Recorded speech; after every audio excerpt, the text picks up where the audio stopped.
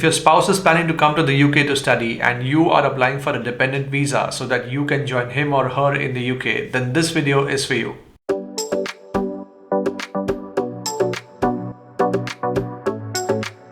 Hey guys, welcome back to the channel.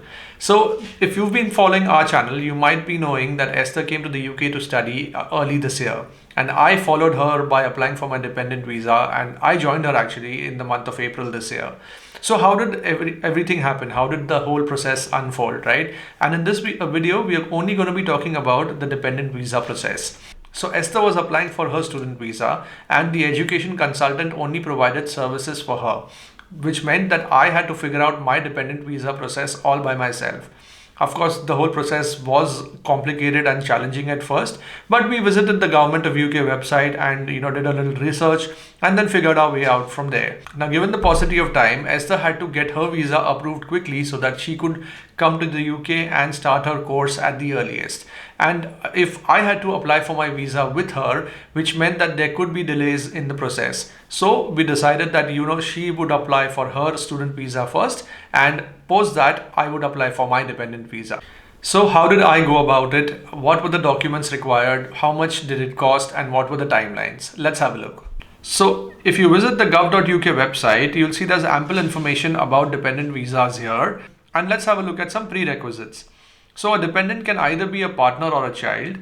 The student must be full-time on a postgraduate level RQF 7 or above course that lasts for 9 months or more. A new government-sponsored student on a course that lasts 6 months or longer. A doctorate extension scheme student.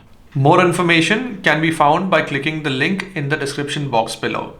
So since I'm Esther's spouse, I could apply for the dependent visa. But this wasn't enough, as I had to also show funds to support my stay for up to 9 months in the UK. A thing to note here is that if your spouse is studying from a university in London, then the cost is higher. And if it's a university that's not in London, then the cost will be significantly lower. Now, Esther's university is based in Oxford, which meant that I had to show funds to support my stay for 9 months, which is £680 per month for 9 months. So you do the math and there you have it.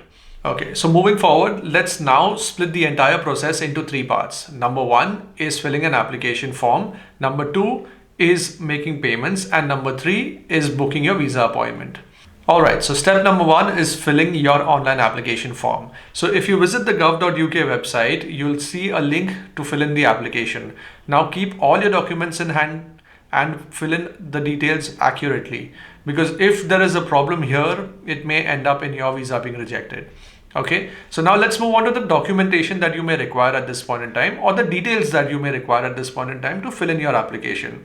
Right, number 1 is you will require your partner's passport details. You will require your partner's CAS letter, including the sponsor license number.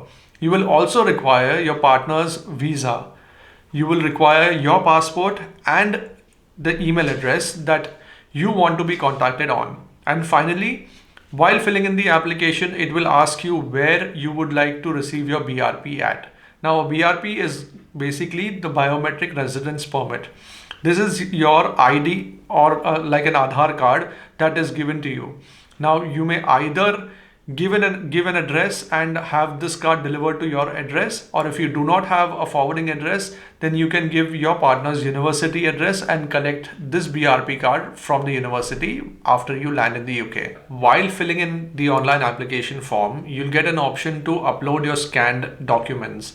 Now you can either upload the documents while filling the form, or you may take the documents with you to the visa application center and they can help you upload these documents. Of course, they'll charge you a little bit for it, but it's fine. The charge is not much. So that brings us to step number 2, which is basically the payment. Now, payment is split up into 2 parts. Number 1, while you're filling your application form, you will need to make a payment to the NHS. NHS is basically the National Health Service of UK. So here I had to pay around 73,000 rupees as the NHS fee, which is actually a lot, but then it covers me for the entire duration of my stay here in the UK, which is basically equivalent to the time period on my visa. So the second payment that you will have to make is actually at the visa center when you go to apply for your visa. Now here you may either opt for a standard processing time, or you may go for a priority visa, or you may go for a super priority visa. Depending on which option you select, the price will keep increasing. Now I wanted my visa quickly, and hence I did not select the standard option. If you do so, it may take generally a month or so for the visa to come in. Due to visa delays at that point in time around last year, I did not select this option. The priority visa comes within 5 to 7 working days, and the super priority visa comes within 1 to 2 working days.